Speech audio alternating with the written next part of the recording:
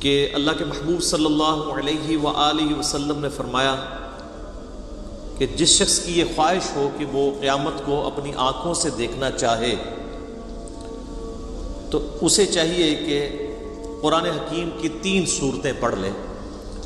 Number 1 سورہ التکویر، اذا الشمس کورت، وہ والی صورت جو ہم کور کر چکے ہیں۔ دوسری سورہ الانفطار، وہ بھی ہم کور کر چکے ہیں۔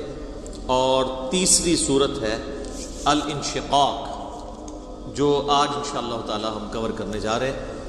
یعنی نبی صلی اللہ علیہ وآلہ وسلم نے فرمایا کہ جس نے قیامت کو اپنی آنکھوں سے دیکھنا ہے وہ ان 3 صورتوں کو پڑھ لے کہ قیامت کے دن کی ہولناکی کیا ہوگی، اس وقت اللہ تبارک و تعالیٰ کا غضب کیسا ہوگا۔ وَلِعَوْذُ بِاللَّهِ تَعَالَى اللہم اجرنا من النار، آمین۔ اللہم من احییتہ منا فاحیہ علی الاسلام ومن توفیتہ منا فتوفہ علی الایمان، آمین۔ اللہ کا نام لے کے شروع کرتے ہیں۔ بسم اللہ الرحمن الرحیم۔ اذا السماء انشقت، وہ وقت یاد کرو جب آسمان پھٹ جائے گا۔ وَأَذِنَتْ لِرَبِّهَا وَحُقَّتْ، اور وہ کان لگا کر سنے گا اپنے رب کا فرمان، اور اس پر فرض بھی یہی ہے کہ ایسا کرے۔ یعنی آسمان بھی اللہ تعالیٰ کے حکم کا پابند ہے، وہ پھٹ جائے گا اور اس کے بعد جو اللہ تعالیٰ کی طرف سے احکامات نازل ہوں گے وہ کان لگا کر، جیسا کہ اللہ تعالیٰ نے ہر مخلوق کو سننے کی استطاعت دی ہوئی ہے۔ کئی چیزوں کی استطاعت ہمارے سامنے نظر آ جاتی ہے، کئی چیزوں کی نظر نہیں آتی۔ سننے کی استطاعت تو چھوٹی چیز ہے، اس سے بڑی چیز قوت گویائی ہے۔ صحیح بخاری میں حدیث موجود ہے، سیدنا عبداللہ ابن مسعود رضی اللہ تعالیٰ عنہ کہتے ہیں کہ نبی صلی اللہ علیہ وآلہ وسلم کے مبارک زمانے میں آپ علیہ السلام کی مجلس کی برکت میں ہمیں یہ چیز بھی نصیب ہوئی کہ بعض اوقات ہم کھانا کھاتے تھے تو ہمارے لقمے سے بھی اللہ کی تسبیح کی آواز آتی تھی۔ یہ صحیح بخاری میں موجود ہے۔ مشکات المصابیح میں آپ کو نبی علیہ السلام کے معجزات والے چیپٹر میں یہ حدیث مل جائے گی۔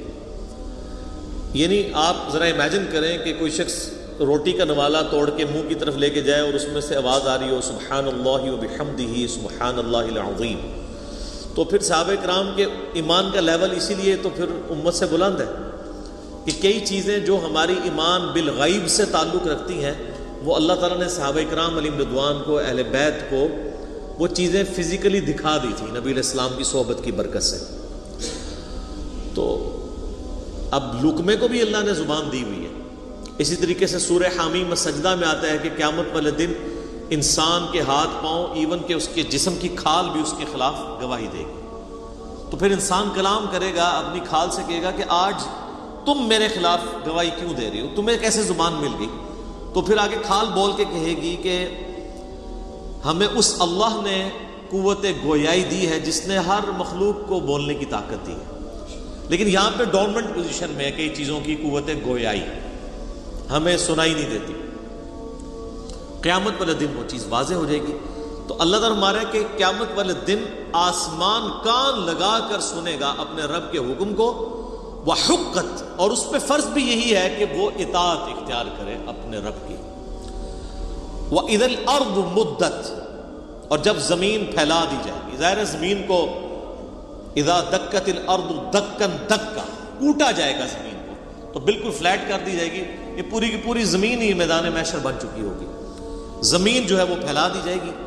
وَأَلْقَتْ مَا فِيهَا وَتَخَلَّتْ، اور زمین ہر وہ چیز باہر پھینک دے گی جو اس کے اندر ہے، زمین اپنے اندر کی ساری چیزیں باہر پھینک کے خالی ہو جائے گی۔ مراد جو اس نے اپنے اندر جو ہے وہ مردے ہزاروں لاکھوں سال سے اپنے اندر سموئے ہوئے ہوں گے، وہ سب کے سب مردے باہر نکال دے گی، اللہ تعالیٰ ان کو زندہ کر دے گا۔ وَأَذِنَتْ لِرَبِّهَا وَحُقَّتْ، اور زمین بھی کان لگا کر اپنے رب کا فرمان سنے گی، اور اسے شایع بھی یہی ہے، اس پہ فرض بھی یہ ہے کہ وہ اپنے رب کی حکم کی طرف لوٹے۔ یا ایھا الانسان انک کادح الی ربک کدحا فملاقیہ، اے انسان تو ہر وقت محنت میں لگا رہتا ہے، کوشش میں لگا رہتا ہے، تیرا مقدر ہی یہ ہے کہ تو مشقت میں پڑتا رہے، حتیٰ کہ تیرے رب سے تیری ملاقات ہو جائے گی. یہ بڑی کرٹیکل آیت ہے قرآن حکیم کی. ہر انسان کو اللہ نے مشقت میں پیدا کیا.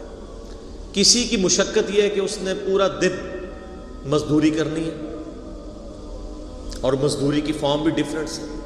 کسی نے وزن اٹھانا ہے، تو کسی نے جو ہے وہ انٹلیکچوئل ان پٹ دینی ہے ایئر کنڈیشن کمرے میں بیٹھ کے کسی ملٹی نیشنل میں جاب کرتے ہوئے. ہر بندے کی اللہ تعالیٰ نے مشقت ڈفرینٹ رکھی ہے. کسی نے زمین میں ہل چلانا ہے، اس کی مشقت وہ ہے. ہر انسان کو اللہ نے مشقت میں پیدا کیا ہے، کیونکہ انسان کے ساتھ اللہ تعالیٰ نے پیٹ لگا دیا ہے جو اس کی یعنی بنیادی ضرورت ہے. اس پیٹ کو فلفل کرنے کے لیے اسے اپنی زندگی مشقت میں کاٹنی پڑتی ہے، اور یہ ایک ایسی مشقت ہے جس سے دنیا میں ہر جاندار کو گزرنا پڑتا ہے.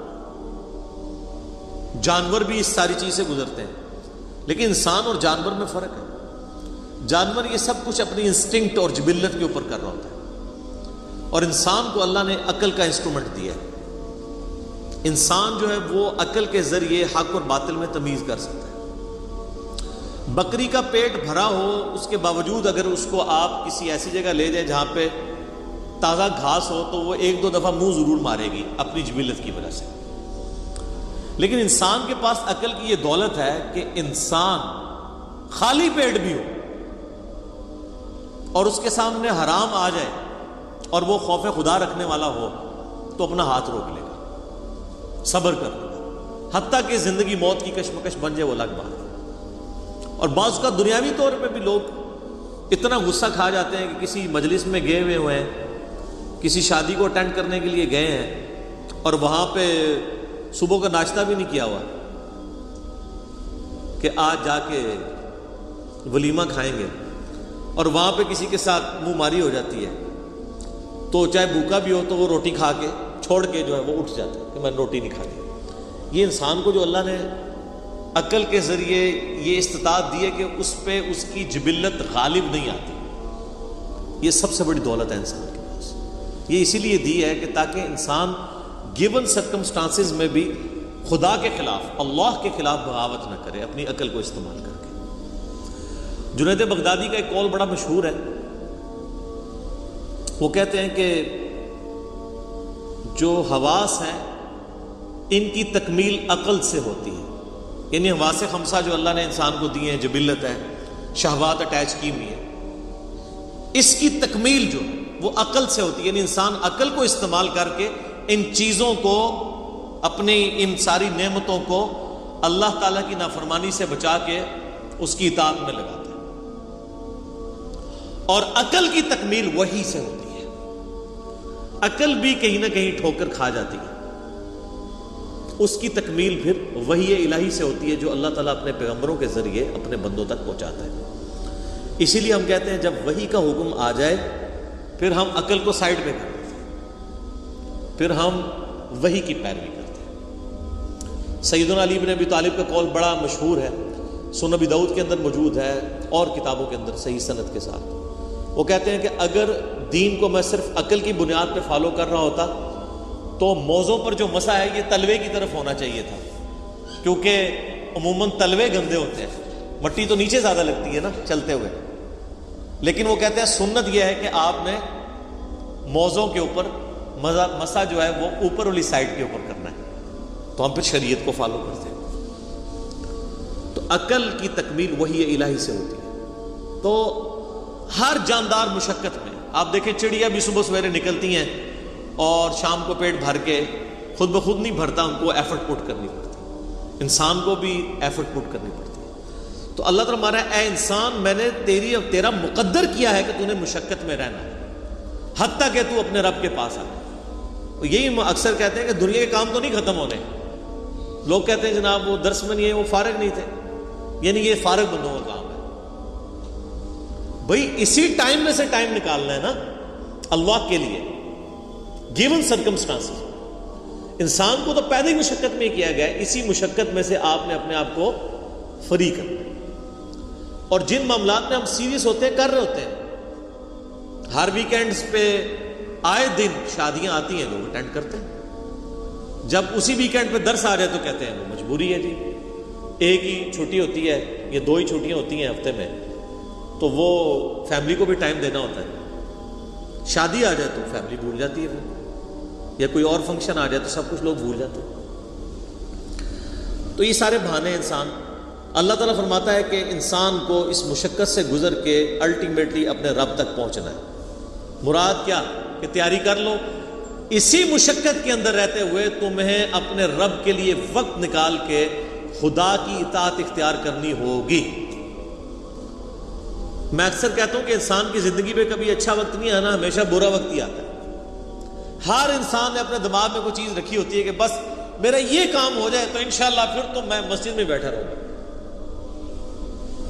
میں تو پھر وقف ہو جاؤں گا دین کے لیے۔ لیکن آپ دیکھیں گے جو انسان بڑی عمر کی طرف بڑھتا ہے تو پہلے سے زیادہ ورسٹ وقت انسان کے اوپر آتا ہے۔ پڑھائی لکھائی میں انسان مصروف ہوتا ہے، کہتا ہے نہیں جاب لگ گئی تو سکون آ جائے گا۔ جاب کیا لگتی ہے، ماں باپ کو شادی کی فکر پڑ جاتی ہے اور مصیبتوں کا اور پریشانیوں کا ایک نیا دروازہ کھل جاتا ہے۔ اس کے بعد اولاد ہو جاتی ہے تو مزید دلدل میں انسان پھنس جاتا ہے۔ تو انسان اگر اپنے ماضی میں جھانک کے دیکھے تو اکثر انسان اسی رزلٹ پہ پہنچیں گے کہ انسان کا ماضی سکون میں تھا، حال اور مستقبل مشکل در مشکل ہوتے جا رہے ہیں۔ تو لہٰذا یہ تو کیڑا دماغ سے نکال دیں کہ دماغ میں یہ بات کہیں سے نہ آئے کہ کوئی میری زندگی میں اچھا وقت آئے گا تو میں خدا کو رسپانس کروں گا۔ ایسا نہیں ہونا، آندہ آنے والا وقت آپ پہ برا ہی آنا ہے، مصروفیت کے اعتبار سے بھی، رسپانسبلٹیز کے اعتبار سے بھی، کیونکہ اللہ تعالیٰ نے فرما دیا کہ تیرا مقدر کر دی ہم نے مشقت، اور اسی مشقت میں انک کادح الی ربک کدحا فملاقی، حتیٰ کہ تو اپنے رب سے ملاقات کر لے گا۔ پھر ادھر جا کے کہا اوہ ٹائم ہی نہیں ملا، جو مولا علی کا قول ہے رضی اللہ تعالیٰ عنہ علیہ السلام کہ انسان سویا ہوا جیسے ہی مرے گا تو جاگ اٹھے گا کہ یہ کیا ہوا، اصل زندگی تو یہ تھی، اس کے لیے میں نے تیاری کوئی نہیں کی۔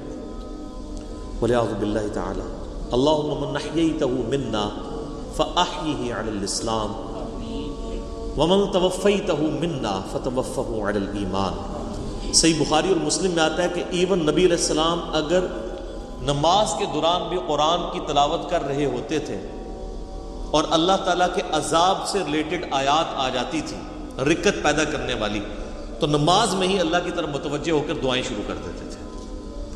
تو میں اسی سنت میں عمل کرتے ہوئے درس کے دوران بھی جب اس طرح کی رکت انگیز، اور یہ پارہ نمبر 30 تو سارے کے سارے ہی آپ دیکھ لیں کہ فکر آخرت ہے، انذار بالآخرہ ہے، آخرت کی جواب دہی کا اس میں ڈر سنایا گیا۔ تو تیری مشقت یہ ہے کہ تو زندگی میں مشقت کرتا رہے گا یہاں تک کہ اپنے رب کو آ کے ملے گا، لیکن یہ یاد رکھنا ہے کہ یہ مشقت کے بعد رزلٹ کیا نکلنا ہے۔ اگر اسی مشقت کے ساتھ ساتھ رب کو رسپانس کیا ہوا تو کچھ اور رزلٹ نکلے گا قیامت والے دن، اور اگر خدا کی نافرمانی کی یہ بہانہ بنا کے کہ جی رزق حلال کمانا بھی تو عبادت ہے، اس عبادت کی وجہ سے باقی سارے فرائض چھوڑ دیے تو چمڑی تو اتر جانی ہے۔ اللہ نے تو ٹوٹل پیکج لینا ہے نا آپ سے۔ یہ تو نہیں ہے کہ انسان جو ہے وہ رزق حلال کی تلاش کے اندر اللہ تعالیٰ کے حکم عدولی کر دے باقی معاملات کی، ایسا نہیں ہے۔ ہر معاملے میں اللہ تعالیٰ کو رسپانس کرنا ہے۔ فَأَمَّا مَنْ أُوتِيَ كِتَابَهُ بِيَمِينِهِ، پس قیامت کے دن جس کو اس کا نامہ اعمال دائیں ہاتھ میں دیا جائے گا، فَسَوْفَ يُحَاسِبُ حِسَابًا يَسِيرًا، تو پھر عنقریب اس کا حساب آسانی سے لے لیا جائے گا۔ یعنی پھر وہ صرف ایک زبانی جمع خرچ والی بات ہوگی، جس کو نامہ اعمال دائیں ہاتھ میں ملا اس کو تو جنت کا پروانہ مل گیا۔ وَيَنْقَلِبُ إِلَىٰ أَهْلِهِ مَسْرُورًا، اور وہ لوٹے گا اپنے گھر والوں کی طرف بڑی خوشی کے ساتھ۔ یعنی دنیا میں بھی جب کوئی شخص کوئی ڈگری حاصل کر لیتا ہے، کوئی کامیابی حاصل کر لیتا ہے تو ہر ایک کو دکھاتا پھرتا ہے، یہ دیکھو میں کامیاب ہو گیا۔ تو قیامت والے دن بھی ظاہر ہے کہ وہ الٹیمیٹلی سب سے بڑی ڈگری تو وہ ہے نا، اصل کامیاب ہوا ہے جو آخرت میں کامیاب ہوا۔ دنیا میں چاہے کوئی شخص گمنامی کی موت مر گیا کسی فٹ پاتھ کے کنارے، اس کو لاوارث لاش کے طور پہ بغیر کفن کے بھی دفنا دیا گیا، تو قبر میں اسے جنتی کفن مل جائے گا، اینڈ رزلٹ تو اس کا بہترین ہے۔ اور دنیا میں کسی ٹھاٹ کی زندگی کسی نے گزاری، مرنے کے بعد چاہے اس کی قبر جو ہے وہ سونے کی بھی بنا دی جائے، اس کے اندر جو اس پہ حالات وارد ہونے ہیں وہ تو کوئی نہیں بدل سکتا. تو وہ شخص بڑی خوشی کے ساتھ اپنے گھر والوں کی طرف لوٹے گا اور فخر سے بتائے گا یہ دیکھو میں آج کے دن کے لیے تیاری کر رہا تھا، میں کامیاب ہوں. اسی کو سپورٹے ہوئے 2-3 احادیث ہیں صحیح مسلم کے اندر. صحیح مسلم میں ایک حدیث ہے کہ نبی صلی اللہ علیہ وآلہ وسلم نے فرمایا کہ دنیا کی زندگی مومن کے لیے قید خانہ ہے اور کافر کے لیے جنت ہے. قید خانے میں انسان اپنی مرضی کی زندگی نہیں گزار سکتا. کھانے پینے کی پرابلم بھی رہتی ہے، فاقے بھی آتے ہیں، مرضی کا کھانا بھی نہیں ملتا. جن لوگوں نے جیل گزاری ذرا ان سے پوچھیں.